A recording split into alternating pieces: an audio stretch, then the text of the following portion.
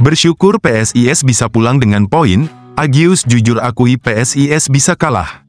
Pelatih PSIS Semarang, Gilbert Agius mensyukuri hasil yang diraih anak asuhnya saat bertanding ke Stadion Gelora Bung Tomo Surabaya, melawan Persebaya Surabaya.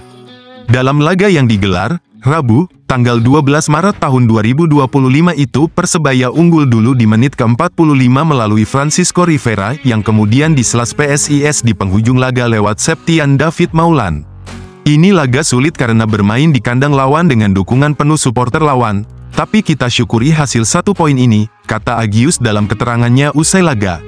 Agius benar-benar mensyukuri hasil ini karena sebenarnya secara jujur anak asuhnya bisa saja kalah sedikitnya 0-2. Kita mungkin bisa kalah 2-0 dari Persebaya, dan kita beruntung karena mereka gagal mencetak gol kedua, setelahnya justru kita bisa membalas, ya inilah sepak bola, tambahnya. Tembus 203.845 penonton, bonek kudeta posisi Jakmania sebagai penonton tertinggi di Liga 1 usai laga Persebaya Surabaya versus PSIS Semarang. Persebaya Surabaya harus puas berbagi poin dengan PSIS Semarang dalam laga dramatis di pekan ke-27 Liga 1 Indonesia 2024-2025.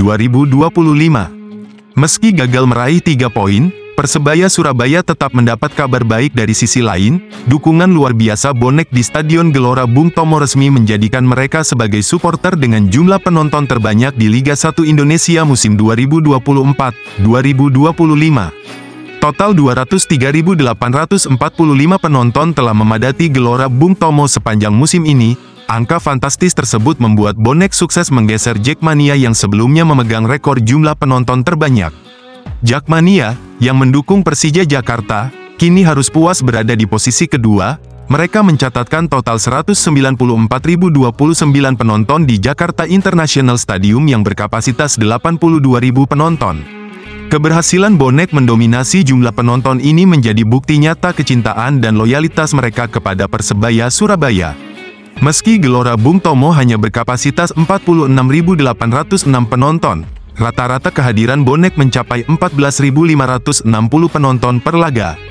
Bandingkan dengan Jakmania yang mencatat rata-rata 19.403 penonton meski memiliki stadion yang jauh lebih besar, fakta ini semakin mengukuhkan posisi bonek sebagai supporter paling fanatik di Liga 1. Persib Bandung menyusul di posisi ketiga dalam daftar jumlah penonton terbanyak. Stadion Sijalak Harupat yang berkapasitas 22.700 penonton telah disesaki total 142.688 penonton sepanjang musim ini. Persebaya Surabaya jalin komunikasi kontrak baru Paul Munster, Green Force siapkan skuad jangka panjang. Kontrak Paul Munster sebagai pelatih kepala Persebaya Surabaya akan kadaluarsa pada akhir musim ini. Lalu, bagaimana masa depan pelatih 43 tahun itu?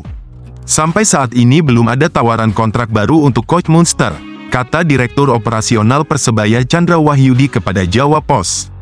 Terlepas dari episode buruk yang dialami klub dari akhir Desember 2024 hingga awal Februari tahun 2025, di mana tim tak pernah menang dalam 6 laga beruntun, 5 kali kalah dan sekali seri, torehan Munster musim ini sebetulnya cukup lumayan. Dia mampu membawa Persebaya ke papan atas. Bahkan, Green Force masih punya kans untuk meraih gelar juara Liga 1 musim ini meski tipis. Manajemen Persebaya sepertinya tidak mau gerusa-gerusu. Pria asli Bojonegoro itu menjelaskan, manajemen harus banyak melakukan kalkulasi. Keputusan harus dibuat dengan pertimbangan matang, sebab pihak manajemen tidak hanya memikirkan tim untuk musim depan saja. Tapi kami selalu berpikir bagaimana menyiapkan tim untuk 3 atau 4 musim ke depan sekaligus, kata pria yang sebelumnya menjabat sebagai manajer tim itu. Meski posisinya belum aman, Munster yang posisinya sempat di ujung tanduk itu tidak mau ambil pusing, dia memilih fokus untuk membawa timnya untuk terus kemenangan.